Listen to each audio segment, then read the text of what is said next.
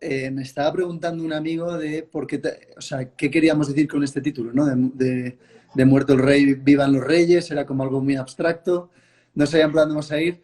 Y antes de que empiece a preguntarte, para que tomes tú, por supuesto, el control de la conversación, porque tú eres el protagonista, quería, simplemente le estaba diciendo, pues mira, surgió en una cena que estaba con Ronald y me empezó a contar esta idea que me pareció tan fascinante que me pasé casi 6 meses del año pasado, 7 meses, rumiándola y rumiándola y rumiándola, y como tampoco te conocía mucho, me daba como un poco de vergüenza ir a molestarte, ¿no? Con este tema.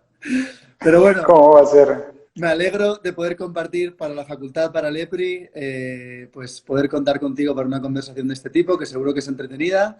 Así que bueno, Ronald, antes yo quiero soltar ya el micrófono, te voy a ir molestando con preguntas y cosas de ese tipo, pero quería que me contaras. Pues mira, según recuerdo, en esa plática estaba la grandísima Giovanni Sánchez Así es. y hablábamos del futuro de Cuba después de Fidel. Y creo que eso fue la idea que empezó esta discusión. Hablamos también de Henry Kissinger, si mal no recuerdo el título de la democracia, etcétera. Y, perdón, la diplomacia, y así fue como empezó. En un momento yo te dije que durante mi formación universitaria, uno de los profesores que tuvo bastante impacto en mi formación profesional, que fue el doctor Osvaldo Salazar, me había puesto a leer este libro. Y como está al revés, no se lee tan bien, pero es de Sigmund Freud, se llama Moisés y la religión monoteísta y otros escritos sobre judaísmo y antisemitismo. Y que a mí me había quedado una vívida memoria de haber leído ese libro en una clave donde no solo hablaba sobre el magnífico profeta que es Moisés, que fue mago, que fue esclavo, que fue patricio de un imperio y líder de su pueblo a través del desierto. Y hace poco encontré un meme que decía que fue la primera persona que bajó de las nubes a través de una tableta unas palabras de Dios. También, de hecho, es el último en hablar con Dios desde un monte. Así que es la última persona en el registro de la Biblia que habla directamente con Dios. Había una imagen muy cruda, un recuerdo muy fuerte de lo que sucedía después de la muerte del padre, cuando él une las tribus de Israel. Entonces, creo que eso fue el tema del cual empezamos a hablar y, y eso nos trae aquí hoy. Así que, si no recuerdo mal, eso fue el tema. Eso fue, sí, exacto. Yo la verdad, la razón por la que me parece muy interesante no es porque muchos de los estados de la antigüedad, ¿no? De los imperios y, bueno, muchos países modernos tienen como una leyenda alrededor siempre de lo que son los fundadores de las naciones, ¿no? Tú me decías, y la verdad que me gustaría que lo compartieras con la audiencia porque creo que es interesante, esa gran diferencia entre padre fundador y hermano fundador, ¿no? Que es un tema interesante. Hablábamos de esto también en el contexto de la Declaración de Independencia de los Estados Unidos de 1776 y cómo es que ahora se les llama Founding Fathers a un grupo de personas que no solo ayudaron a generar la primera declaración de independencia, gestaron la nación a partir de lo que habían sido las colonias británicas en América, sino que también tuvieron un debate muy profundo acerca del primer estado, eh, digámoslo así en términos habermasianos, postnacional, porque realmente era una confederación de estados lo que ellos sugirieron. Entonces, en ese debate que mucho se recoge en el Federalista, en los papers federalistas, principalmente acuñados por Hamilton, está toda esa idea de cómo gestar una nación, cómo nace una nación, en base a qué principio. Habiendo leído con mucho cuidado el ensayo que me compartiste sobre Kissinger, perdón, de Kissinger sobre Bismarck, hay un momento en donde dice que la única forma de unir a estos distintos estados germanos era a través de un principio superior, un principio supremo. Eso es bien interesante porque ellos lo logran a través de la idea de la Constitución.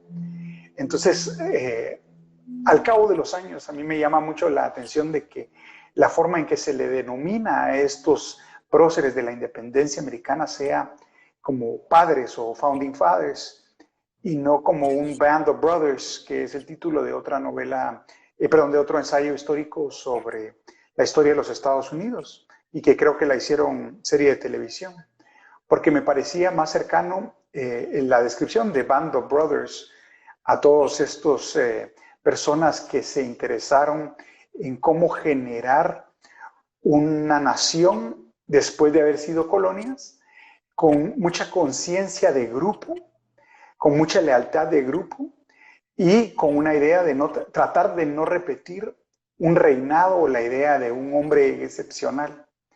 Entonces es bien interesante toda esta construcción, digámoslo así, democrática o de construcción de nación después de haber roto con un rey. Entonces, no sé si eso está en este libro, no sé si está en lo que hemos hablado sobre Kissinger, pero ciertamente es una idea que ronda estos textos y que es una cosa que no hemos logrado descifrar exactamente en esta transición a la democracia en la cual no terminamos de transitar hacia algo distinto. A mí, bueno, debió ser unos meses después de aquella conversación y te lo estaba comentando el otro día en la cafetería de la U, pero me estuve leyendo la primera parte, que es la más divertida, ¿no? de la política ateniense de Aristóteles, en la que explica un poco, pues al principio, la historia de Atenas, de dónde viene y demás, y luego hay una parte más aburrida, bueno, aburrida para mí, para otros seguro que interesantísima, de cómo funcionaba exactamente, técnicamente, cada uno de los aparatos políticos, cómo se elegían y este tipo de cosas que sin duda para los historiadores ha sido interesantísimo porque nos ayuda a explicar cómo funcionaban. Pero hay una parte que tiene una belleza suprema, en mi opinión, que es las reflexiones que él tiene con respecto a Solón, ¿no? Solón es el famoso dador de leyes de los atenienses y, eh, y pues uno de los primeros arquitectos de la primera democracia del mundo. Y entonces llega un momento, ¿no? En el que él, bueno, pues están, dice Aristóteles, ¿no? Las clases más bajas que querían una repartición absoluta, estilo comunista, de toda la propiedad, y unas clases, Aristóteles habla en estos términos, ¿no? Pues más pudientes, que lo que querían era que Solón devolviese atrás, ¿no? Pusiese un poco atrás el freno democrático para ir más lento e incluso volver atrás, ¿no? Entonces, ninguno de los dos grupos está contento con él. Y lo que Aristóteles tiene, que es la belleza del argumento para mí, es decir, con mucha facilidad él podía haber hecho como habían hecho todos anteriores a él, ¿no? Se podía haber aliado con cualquiera de los dos grupos y haberse hecho tirano como habían hecho todos, ¿no? De hecho, ese apoyo político te iba a dar la posibilidad de ser un tirano sin ningún tipo de problemas. Pero, en vez de eso, decidió ganarse la enemistad de todos, dejó las leyes como estaban y emprendió un viaje de 10 años por la antigüedad, por comercio y por placer, supongo, a Egipto y otros sitios, y así llega a ver al famoso Creso, esa anécdota tan bonita que tiene Heródoto sobre la felicidad y otras cosas. Pero la reflexión final es decir, pudo haber sido tirano y a pesar de que todos le odiaron, prefirió el odio de todo el mundo y perder todo el poder político porque sabía que a la larga iba a ser muchísimo mejor para la Constitución si él se quitaba de en medio, ¿no? Si las leyes que él había creado no se veían como algo personalista de él, sino como unas leyes justas para todos y, por tanto, él se quitaba de en medio. Entonces, me encantaría que me contaras un poco más en qué ves tú eso de la muerte del padre, ¿no? ¿Algún ejemplo que tú me puedas poner o en qué dilema crees tú que se genera? Has hablado de Estados Unidos, si quieres ir por ahí por mí, fenomenal. ¿Qué significa separarse de la corona, ¿no? Hasta cierto punto. ¿Cómo no?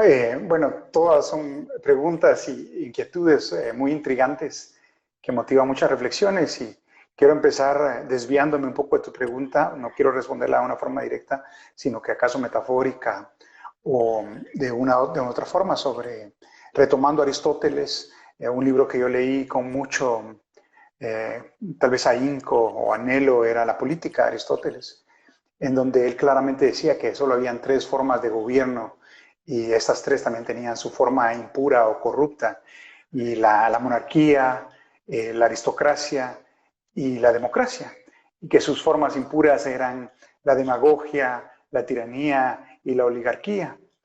Y luego tú sabrás muy bien que el Imperio Romano se establece una forma de gobierno en donde daba expresión a cada una de estas modalidades, siendo el César, el Kaiser, el monarca.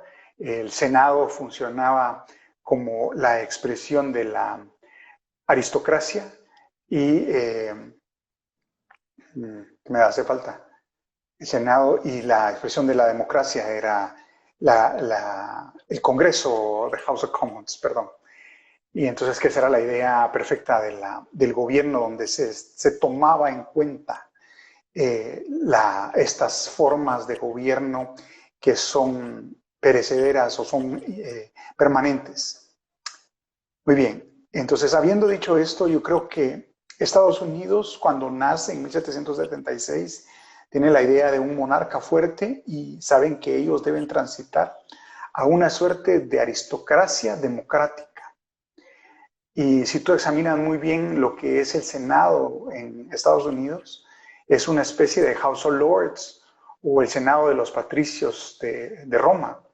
Y la House of Representatives o la Casa es the House of Commons de Inglaterra o la representación de los plebeyos en Roma.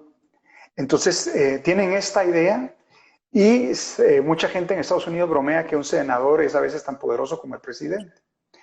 Entonces, una de las cosas que me llama la atención en esta construcción de nación o de establecimiento de instituciones es que si bien estamos basados en la idea de los hombres fuertes, no hemos pensado lo suficiente en lo que significa la fortaleza de la hermandad. O, para decirlo en términos de Tolkien, de fellowship. O sea, es una clase, es un grupo de personas que decide darle estabilidad a su comunidad y en algún momento, como sucedía en la antigua Roma, se asigna o se designa al hombre fuerte para que dirigen un tiempo de crisis. Pero sabemos que la verdadera estabilidad de la nación está no solo en que la aristocracia tenga una voz, sino que también la gente común sea escuchada dentro del sistema. Y esta idea más horizontal de darle expresión a pares o pares dentro de la aristocracia o representantes de la población en términos de la House of Representatives, sigue siendo una idea muy poderosa. Entonces, el rey, que era la monarquía absolutista en términos coloniales de las coronas europeas, especialmente para nosotros en las colonias de América, ya sea colonias británicas o españolas, el rey en la monarquía absolutista era la ley en sí mismo. Y uno de los grandes inventos de Inglaterra fue la monarquía constitucional, es decir, el monarca está sujeto a una set de reglas. Entonces, regresamos a la idea de Bismarck de una orden o una idea superior, o la idea en Moisés, que es también Dios como una figura unificadora, expresaba una serie de reglas que son la religión. Entonces, creo que eso nos hace falta para transitar de la figura del rey hacia la idea de hermanos que comparten dentro de un reino. Una de las cosas que me llama también mucho de la atención en esto es ¿cuál es el propósito de la nación? Muy bien, declaras tu independencia de la corona británica y de inmediato te pones un propósito, porque ese va a ser la idea suprema que te unifica. En América Latina, cuando nos independizamos de la corona, nos costó mucho encontrar esa idea general que nos unificara. Y todavía creo que tenemos mucho problema tratando de encontrar esa idea en la cual todos estamos de acuerdo. Y en el set de reglas en el cual estamos todos de acuerdo. O sea, yo no he leído el libro de Freud de Moisés, pero te quería preguntar qué dice Freud o qué lecciones, qué comentarios interesantes tiene al respecto, ¿no?, de la figura de Moisés. Pero sobre todo, ¿qué sucede una vez muerto Moisés, ¿no? Porque esa es la gran pregunta que le viene a uno. Si queremos sacar algo útil en el análisis de lo que ha pasado después, ¿no? pues por ejemplo, con los padres fundadores de Estados Unidos? Muy bien, la respuesta no te la da este libro precisamente, pero también te lo había traído este otro libro que siempre me acompaña, pero es un poco la idea de las tribus de Israel. Y hay una cuestión que creo que nos hace falta estudiar de términos políticos, cómo las tribus decidieron territorios y cómo se asignaba, cada tribu tenía la potestad de gobernar su territorio, pero según las normas establecidas por el padre fundador y unificados por esta idea suprema. En el caso de Moisés es la religión monoteísta, que fue el gran descubrimiento del pueblo judío, especialmente rodeado de varios pueblos que eran politeístas. No, por supuesto que no son históricamente no son la primera religión monoteísta, no lo son. Pero es la tribu la que lleva a cabo, las 12 tribus las que llevan a cabo esta idea del padre fundador. Y eso me parece sumamente interesante porque si haces la correlación, después de Moisés, al morir Moisés, el gobierno del pueblo judío recae en 12 tribus. Cuando las colonias británicas se separan de la corona en América, son 13 colonias que deciden establecer un gobierno unificado, pero cada una de las colonias mantiene mucha autonomía y mucha soberanía sobre su propio territorio. Y ese es el fondo en el debate de los Federalist Papers. Y a veces a mí me gusta mucho contrastar el ejemplo de Estados Unidos con el de Argentina. En un momento en donde los argentinos eran o unitarios o federalistas. Y Estados Unidos se fue por la idea federalista. Y algunas otras personas se fueron por la idea unitaria. Cuando reflexionamos acerca del modelo de gobierno del Estado de Guatemala, fue muy unitario y tal vez nos hizo falta un poco de federalismo.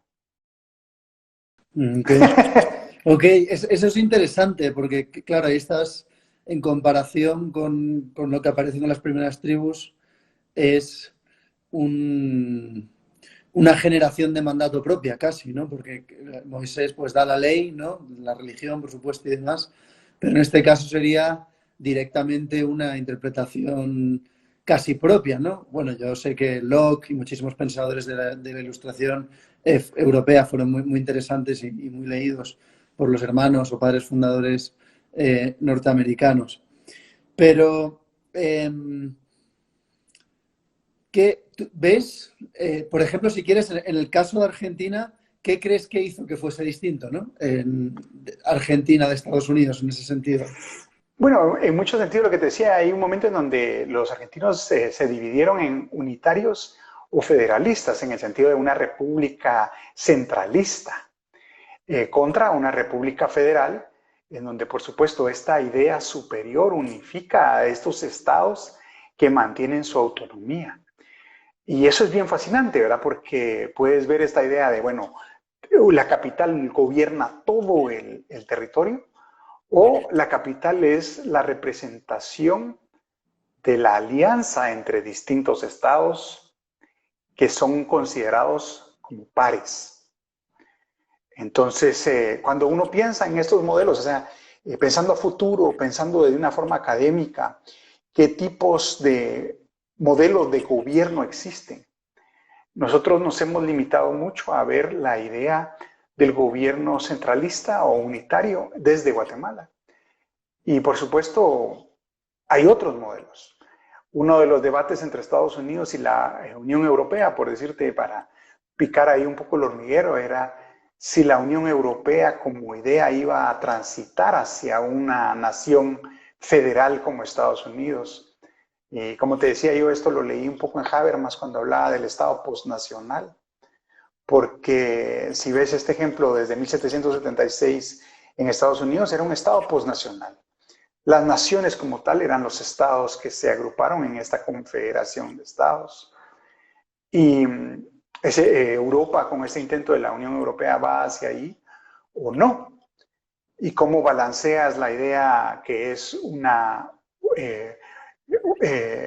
unidad europea que es un país o no es un país, es un estado federado o son estados federados, sí o no. Y solo por molestar y tirarlo hacia otro lado, siempre me gusta decir que México no se llama México, sino que se llama Estados Unidos de México. Y cada estado tiene su autonomía y tiene sus propias reglas. Entonces, siempre en el debate mundial hay mucha atención o sobreatención sobre lo que hace Estados Unidos. Y para aterrizarlo con otra cosa también sobre la pandemia. En la pandemia el gobierno federal no pudo imponer una norma general porque cada estado tiene la libertad, la soberanía de establecer sus propias reglas. Entonces ahí ves cuán fuerte es la idea de unión entre pares, más que la del hombre fuerte, que dirige desde el Distrito Federal durante un tiempo hacia los demás estados. Cuando los hermanos son lo suficientemente fuertes, se van a defender y van a tomar decisiones distintas que el padre que podría ser caprichoso o abusivo. Ok. Y bueno, en Estados Unidos, de lo más famoso que hay de las tensiones en el momento de la fundación y todo lo demás, es esa tensión entre centralización y federalismo, con grandes exponentes en los dos lados.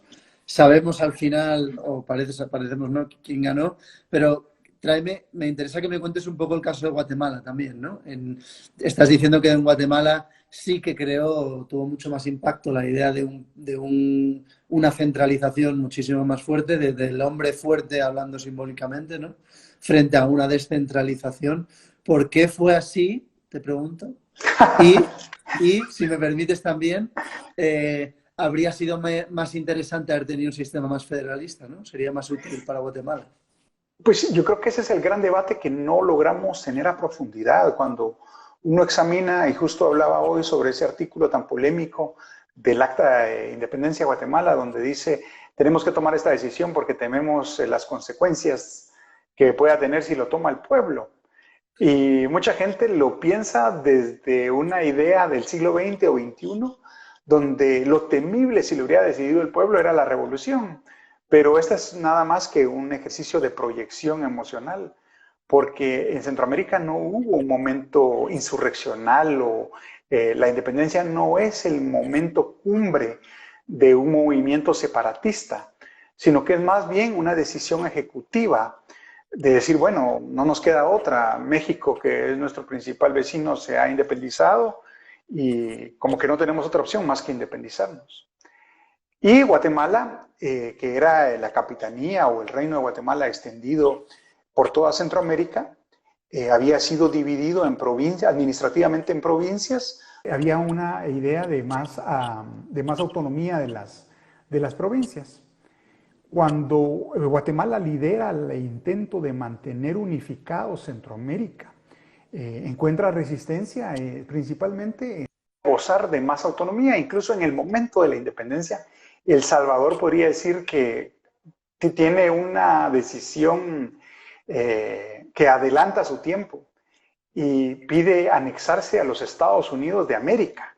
Dice, ¿para qué no vamos a anexar con México? ¿Verdad? Mejor anexémonos a Estados Unidos de una vez. Y obviamente sus pares acá en Centroamérica le dicen, pero ¿cómo vas a hacer eso? Ni siquiera estás unido geográficamente, etcétera. Entonces, las tensiones entre las provincias centroamericanas no fueron centrípetas, no lograron tener una dinámica de resolución, a pesar de los conflictos inherentes o naturales, de buscar esa idea suprema que nos unificara, sino que privilegiaron ser centrífugas. Las diferencias que teníamos eran más importantes que los factores en comunes que nos unían. Y ese debate entre grandes hombres realmente no fue tan público o tan espectacular como lo fue en Estados Unidos. Y Centroamérica prefirió fragmentarse por las diferencias que unirse por los factores comunes. Y ha sido parte de nuestro legado, para bien o para mal. Hay un momento de 1823 que nos separamos de México, uno podría decir 1838 o 1846, dependiendo, cualquier opinión es válida, pero cada quien tiene argumentos distintos, que es el fin de la idea de una federación centroamericana. Entonces, en términos prácticos, podemos decir que esa idea federativa en Centroamérica estuvo viva 15 a 20 años, con un esfuerzo bien interesante, donde el protagonismo lo tenía Guatemala y luchaban por el protagonismo Honduras, El Salvador. Hubo enfrentamientos múltiples, hubo diferencias múltiples entre estos estados y al final ganó la separación. Porque no podíamos ponernos de acuerdo no solo en la unidad política administrativa, sino que en términos fiscales. ¿Quién financiaba mantener la idea suprema de federación? ¿Y cómo se financiaba esto? Y es un debate súper interesante que deberíamos todavía tener como país y como región. Uh-huh. Claro. Y o sea, que si hubiera lo divertido de ver la historia, las preguntas esas imposibles de contestar, de qué habría pasado si... Sí, sería muy interesante si pudiéramos viajar de vuelta en el tiempo sabiendo lo que sabemos y cambiar los eventos, pero eso es imposible.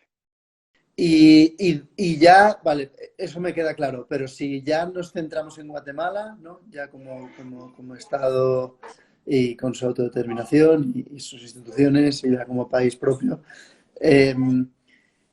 ¿esta pelea la hay dentro de Guatemala también? ¿Esta tensión entre fuerzas centrípedas? Pues mira, nosotros tenemos una república centralista y hay gente que a veces se ha pensado, ha preguntado qué tanto nos hubiéramos beneficiado de tener una república federal o del estilo federal dentro de la unidad administrativa política que hoy conocemos como Guatemala. Y esa pregunta desde una perspectiva académica, es decir, jugar con esta idea libremente, plantearnos esta idea a nivel profundo, no se hace. No se hace. Nos falta mucha capacidad teórica y mucha capacidad imaginativa para tratar de darnos cuenta que podemos ser mejores de distintas maneras, porque también hemos tenido poca capacidad de administrar el Estado que tenemos. Entonces, Guatemala es súper compleja en su administración política. Tienes una autonomía bastante relativa de las municipalidades, que son aglutinadas por una unidad superior que no tiene un mando directo, pero sí de coordinación, que es la gobernación, que es departamental. Y el departamento tiene su expresión política no solo en el gobernador, sino que en sus representantes electos al Congreso Nacional. Y tú sabes que el Congreso Nacional guatemalteco es unicameral, pero tiene un intento de ser bicameral, que es la lista nacional. Y el listado nacional es una suerte de Senado dentro de la Cámara unicameral, dentro del Congreso unicameral. Entonces, somos este producto de mezclas extrañas donde no sabemos exactamente quién tiene, dónde termina el poder del gobernador y dónde empieza la de los diputados. Y sí tenemos claramente dónde está el poder del municipio, pero el municipio solo es fuerte si tiene los recursos asignados por el Poder Ejecutivo. Entonces, esta complejidad demanda mentes muy creativas para poder administrarlas por el bien público. Entonces, añadir a eso la idea de que fuera una república federativa sería muy complejo. A veces no se sabe si la solución está en administrar lo que se tiene, mejorar lo que se tiene, o cambiar todo radicalmente y empezar de cero. Una de las reflexiones que me provocó también y que te quiero hacer, con difícil respuesta, claro, pero para eso son divertidas estas conversaciones. ¿Qué te parece? O sea, hemos hablado hasta ahora en la conversación, ¿no? Llevamos más o menos por la mitad, pero la pregunta es la siguiente. Es decir, hemos hablado sobre el padre fundador, ¿no? Pues yo te hablo de Solón en Atenas, Licurgo en Esparta, hemos hablado de Moisés, padres fundadores en Estados Unidos. Esas tensiones, más explicado en Guatemala con los vecinos, esa tensión inicial, lo distinta que podría haber sido la historia. Pero hasta ahora lo hemos visto como este gran hombre, ¿no? Que genera una constitución, un dador de leyes, se decía en la antigüedad, que ahora es como completamente antiliberal, ¿no? Porque parece que es una persona que se inventa las leyes y te las impone desde un punto de vista muy positivista y demás. Pero la pregunta es, ¿sucede al revés? Es decir, claro, el gran hombre, entre comillas, no está ahí al inicio del tiempo, está al inicio del tiempo que queremos, pero muchas veces llega después de una pelea encarnizada entre hermanos, podríamos decir, Por supuesto. simbólicamente. Entonces, la pregunta es, ¿cómo hemos visto cómo deja el poder el gran hombre, ¿no? Y cómo es esa transición, un poco, en distintos sitios del planeta que se hace, pero ¿cómo piensas que es la llegada, ¿no? Por ejemplo, Uf, te digo, hay un libro fantástico, a mí me encanta, creo que es, no sé si es el séptimo libro de la República, no me acuerdo del séptimo, creo que es el octavo, en la que Platón habla sobre los distintos tipos de gobierno, ¿no? Y las distintas clases, y él habla de que cómo llega la democracia, ¿no? Y una de las llegadas siempre es que el tirano aparece levantado por el pueblo, pintándose como un protector, ¿no? No os preocupéis, yo os voy a ayudar, yo os voy a sacar de vuestros problemas, ¿no? Yo he llegado aquí. Y entonces tiene esa frase tan bonita en inglés, en la traducción que tengo yo aquí, que es del siglo XIX en Inglaterra, dice, "This and not other is the fountain from which all tyrant springs. When he first uf. appear on the scene, he's but a protector." Siempre que aparece en escena, nuestro personaje de primera vez es un protector. En V de Vendetta, de hecho, que es una película bastante liberal también, se repite esto de una manera u otra, ¿no? Pero quiero ver ese lado oscuro, ¿no? Del padre. Me leíste además, si quieres compartir parte del texto que tienes ahí del libro, no sé si lo quieres compartir, que además se ve toda esta parte oscura, ¿no? No es alguien simplemente, ¿no? Muchas veces un dador de leyes elegido por Dios y beatificado y buenísimo, sino que también tiene una parte oscura muy importante. Muy bien, leeré esa cita que quería hacer y que se me había pasado por alto. Y esta es una cita directa, estoy leyendo, no me la estoy inventando, y es de Freud. Así que voy a hacer la lectura larga. Vale. Dice, en épocas prehistóricas el hombre primitivo habría vivido en pequeñas hordas dominadas por un macho poderoso. No es posible precisar su cronología. Todavía no se ha podido establecer su relación con las épocas geológicas conocidas. Probablemente aquel ser humano aún no hubiese progresado mucho en el desarrollo del lenguaje. Así, el macho poderoso habría sido amo y padre de la horda entera, ilimitado en su poderío que ejercía brutalmente. Todas las hembras le pertenecían, tanto las mujeres e hijas de su propia horda, como quizás también las robadas a otras hordas. El destino de los hijos varones era muy duro. Si despertaban los celos del padre, eran muertos, castrados o proscritos. Estaban condenados a vivir reunidos en pequeñas comunidades y procurarse mujeres raptándolas, situación en la cual uno u otro quizás lograra conquistar una posición análoga a la del padre en la horda primitiva. Por motivos naturales, el hijo menor, amparado por el amor de su madre, gozaba de una posición privilegiada, pudiendo aprovechar la vejez del padre para suplantarlo después de su muerte. En las leyendas y en los cuentos creemos reconocer ecos de la proscripción que sufrieron los hijos mayores como de la situación privilegiada que gozaban los menores. El siguiente paso decisivo hacia la modificación de esta primera forma de organización social habría consistido en que los hermanos desterrados y reunidos en una comunidad se concentraron para dominar al padre, devorando su cadáver crudo de acuerdo a la costumbre de aquellos tiempos. Este canibalismo no debe ser motivo de extrañeza, pues aún se conserva en épocas muy posteriores. Es suponer que al parricidio le sucedió una prolongada época en la cual los hermanos se disputaron la sucesión paterna. Este párrafo sigue, obviamente, pero es estos tonos míticos de la horda del padre brutal y acaparador y los hijos subordinados a esta ley del padre. Cuando me preguntabas cómo surge esta historia maravillosa de Moisés, que es el texto de Freud, y piensas en esa historia de cómo surge Moisés como líder de su pueblo. Y el pueblo tiene que, el pueblo que tiene, perdón, el imperio que tiene cautivo al pueblo de Moisés, tiene que padecer estas plagas que son casi de ciencia ficción. Ahí cada cual es una más extraordinaria que la otra, pero son portentosos actos supranaturales los que llevan a la consecución de este líder, a nombrarlo líder. Y no solo es eso, sino que en términos metafóricos, de primero vienen las plagas y después viene la travesía por el desierto. Una de las cosas esas lindas de la Biblia dice que los guiaba una nube de día y un fuego durante la noche, una nube de fuego ardiente durante la noche. Y tal es la unción de Moisés como el patriarca. Alguien preguntaba en el chat sobre Rafael Carrera y el surgimiento de la nación. Atrás, este libro que está por aquí, vamos a ver, este libro es el de Carrera, que escribió Bob Lee Woodward. Y sí, por supuesto, ¿verdad? Pero ese nuestro padre fundador, como la nación guatemalteca, no está lleno de estos prodigios, de estos símbolos.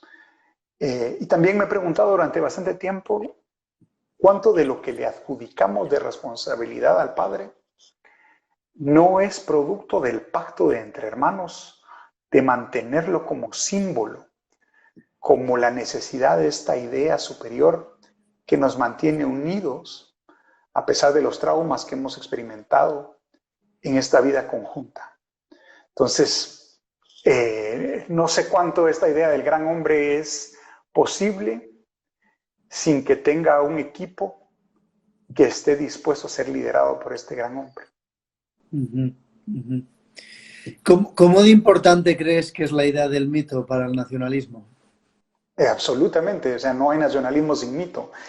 Si uno ve las realidades, tendríamos que citar lo de Voltaire, de que la historia solo es una secuencia de eventos desafortunados, mientras que cuando recurres al mito de la fundación de la nación, lo trasladas a un plano simbólico, donde la gente se apega más a esta narrativa que a la cruda realidad. Sí, claro. O sea, mi padre siempre decía que la razón por la que en Estados Unidos todo es tan como patriota es porque es decía siempre, ¿no? Que es porque es un país de inmigrantes, entonces necesitan símbolos y mitos compartidos y los promocionan muchos para asegurar esa idea de nación que sirve mucho, ¿no? Uno de los autores que a mí me gusta mucho es un profesor de la Escuela de Chicago que se llama Max Shamer, y él tiene un libro muy bueno de relaciones internacionales que se llama The Tragedy of Great Power Politics, escrito en los años 90. Y ha escrito un montón de libros interesantes, pero uno de los últimos que tiene se llama Liberal Dreams and International Realities, y lanza la idea de que los estados en general quieren naciones porque son más fáciles de gobernar, y las naciones quieren estados aunque no todas las consiguen, claro.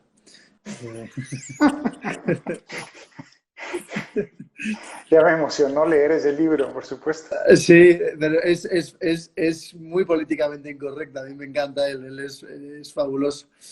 Y a los alumnos les encanta además leerle porque es un tío que escribe muy directamente y es muy así. Vale, la razón por la que te preguntaba por el lado oscuro no es simplemente por Moisés, ¿no? Ni por cómo era esta especie de señor de la tribu, este big man, como se dice muchas veces en inglés, ¿no? Inicial de las primeras instituciones políticas, sino también por la idea esta de que, claro, uno depende de cómo vea la historia, ¿no? Porque tienes la idea de ver la historia como algo estilo hegeliano, ¿no? En plan, una línea recta con un final de fuegos artificiales al final, o El tienes... espíritu absoluto. ¿El qué? El espíritu absoluto. O tienes la visión del eterno retorno, ¿no? De que constantemente estamos reiniciando. Y hasta qué punto, ¿no? Estas transiciones, por ejemplo, desde el año 2006 en adelante, parece que todo el mundo se está moviendo hacia el autoritarismo, ¿no? La tercera ola de la democracia famosa de Huntington parece que está frenándose, y parece que a medida que pasamos el siglo XXI estamos entrando en regímenes más autoritarios, más personalistas, ¿no? A veces es dictadura de partido, a veces es dictadura unipersonalista y demás. Pero hasta qué punto esta idea, creo que es de Ibn Khaldun, la idea original, ¿no? De que grandes hombres generan buenas instituciones generan hombres débiles generan no, buenos tiempos, malos tiempos, buenos tiempos, malos tiempos. Es como un ciclo que no acaba, ¿no? Si no me equivoco. Entonces, ¿qué visión tienes tú al respecto de esto? Pues qué difícil decirlo, pero hace mucho estudié a Vico, pero no Vico C, el de bachata y reggaetón, sino que el italiano Vico. Y él hablaba de que la historia a veces es más flujo y reflujo, o vuelta y ida y vuelta. Y justamente cuando estudié el posmodernismo me di cuenta que esa idea de que cada día estábamos progresando y que la ciencia nos iba a traer un mejor mundo se había acabado desde que explotaron las bombas atómicas en Hiroshima y Nagasaki. Y que lo que teníamos era un mundo donde el futuro no era necesariamente mejor que el pasado que habíamos vivido. Y creo que muchos de nosotros que vivimos con esta idea de un avance progresivo hacia un mundo mejor, ponemos todo en duda después de la pandemia. No nos podemos explicar desde un paradigma de mejoría continua. ¿Qué diablo vivimos el año pasado?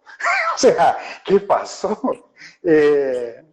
Entonces, si tienes esta concepción de retorno, flujo, retorno, obviamente yo ya no podría tener esa idea de que todos los días vamos mejorando un poco más y los avances científicos necesariamente van a implicar un mundo mejor.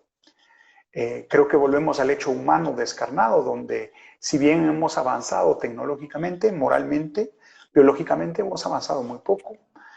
Entonces, en términos de modelos de gobierno, formas de gobierno, que es algo que le interesa particularmente a EPRI, y algo que le interesa de forma muy fuerte al Departamento de Educación, porque en educación con lo que tratamos es con el ser humano, y el ser humano permanece bastante de forma similar al mismo ser humano del que hablaba Platón y decía que era necesario educarlo de cierta forma.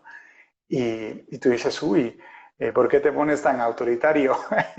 Y creo que lo hacía para tratar de asegurar una respuesta, porque el ser humano es bien impredecible, es imperfecto y está sujeto a sus pasiones y emotividades. Hace algún tiempo decía yo que la ciencia se había dado cuenta que el ser humano era tan incapaz de manejarse a sí mismo que preferían inventar el carro que se maneja de forma automática. Porque obviamente estas campañas de que no manejes borracho no funcionan, la gente no las escucha y es propensa a los accidentes. Entonces es más barato investigar y desarrollar un carro inteligente que un piloto inteligente. Entonces ese es como decir, bueno, ¿qué nos pasa? Pareciera ser que hubiéramos aprendido nuestro error y no aprendemos. Entonces el ser humano sigue siendo bastante parecido al de hace 20 siglos. Aunque la tecnología que lo rodea no. La tecnología que lo rodea es mucho más avanzada. Entonces, obviamente, vamos a tener regresiones a modelos de gobierno que habíamos pensado superados. Y como decías, estos de los grandes hombres generan instituciones fuertes. Yo sí creo en esa idea de grandes personas, hombres y mujeres que en algún momento dado se dan cuenta que el mundo es como es. Y la única forma en que lo vamos a hacer mejor es si colaboramos juntos, sin importar el periodo histórico en el que estemos o la forma de gobierno predominante. Si no actuamos juntos con lo mejor que tenemos, vamos a padecer lo peor que nos podemos imaginar. Entonces es esta idea de trabajar con los mejores o grandes personas, hombres y mujeres, por mejorar la sociedad en donde nos encontremos, independientemente de la forma de gobierno que adopte el lugar en donde residimos. Hay momentos grandes de la civilización donde lo que gobierna es un rey, o un imperio, o un demagogo. Entonces, a veces cuando pienso en esto, sé que no tengo la respuesta. Sí. Solo me maravillo de que haya estos momentos de grandeza humana donde sea que se encuentre. porque esos son los momentos que son necesarios. Por supuesto, por supuesto. Pues Ronald, por mi parte, agradecerte muchísimo esta conversación, que para mí ha sido... Bueno, hay una pregunta aquí de Alex, de Meca, que te pregunta, ¿avanzan nuestras construcciones sociales demasiado rápido para nuestra propia evolución? Sí, yo creo que sí. Si te das cuenta, hoy en día estamos viviendo tantas realidades distintas que a veces el ser humano, sin duda alguna, se abruma. Y por eso como individuos estamos a veces tan cansados, porque nosotros tenemos más información como individuos que cualquier otro individuo en la historia de la humanidad. Entonces, el colectivo, a cuáles cosas estás adscrita, a tu servicio de streaming, a tu gobierno, al gobierno del mundo, a la OMS que está dictaminando cosas nuevas por la pandemia. Todas estas construcciones sociales, como la llama la persona que preguntó, están avanzando más rápido de lo que nosotros podemos absorberlo. Y yo creo que ya hay muy poca gente que se mantiene viendo noticias en la televisión, porque las noticias en televisión no llegan tan rápido como llegan a nuestras pantallas de redes sociales. Entonces, estamos tratando de mantenernos al día, pero creo que no lo podemos hacer. Bueno, fantástico. Bueno, pues Ronald, de verdad, muchísimas gracias por A estar ti, con Will. nosotros con el EPRI hoy. Ha sido un placer tenerte. Y aquí tienes tu casa abierto cuando quieras, ya lo sabes. Gracias. Encantados aquí de tenerte. Así que podemos organizar otra conversación interesante para más adelante, seguro. ¿De acuerdo? Pues yo te agradezco mucho que me hayas sacado de mi reclusión de redes en la que he vivido. Así que muchas gracias. Te agradezco la provocación y siempre es un gran placer y un gran aprendizaje platicar contigo. Un placer. Bueno, cuídate mucho. Igualmente. Gracias. Hasta pronto. Chao, chao.